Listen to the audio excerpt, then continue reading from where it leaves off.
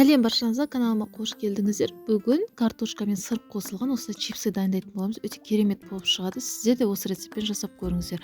Алдағы уақытта менің жаңа видео рецепттерімді көру үшін каналыма тіркелуді ұмытпаңыздар. Келесі видеомда осы пирогтың рецептісін шығаратын боламын. Ең алдымен картошкамызды тазалап, осылай ыдысымызға саламыз.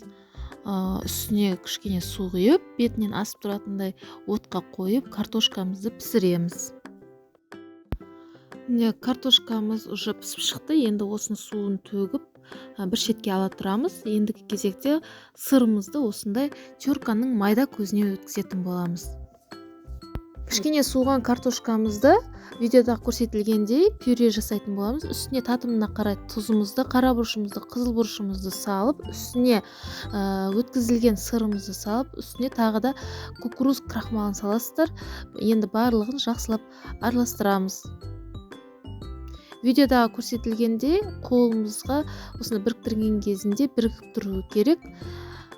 Енді осыны видеода көрсетілгендей колбаса ретінде домалатамыз да сосын пышақпен кесіп шығамыз. Видеода көрсетілгендей барлығын алдын ала осылай дайындап алыңыздар. Сосын дайындап болған соң газымызге сковородкамызды қойып, үстіне сұйық майымызды құйып, қызған кезінде барлығын 5-6 салып пісіріп аламыз.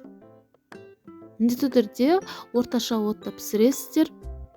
Осымен біздің картофельный чипстарымыз дайын болды. Сіздер де міндетті түрде жасап көріңіздер.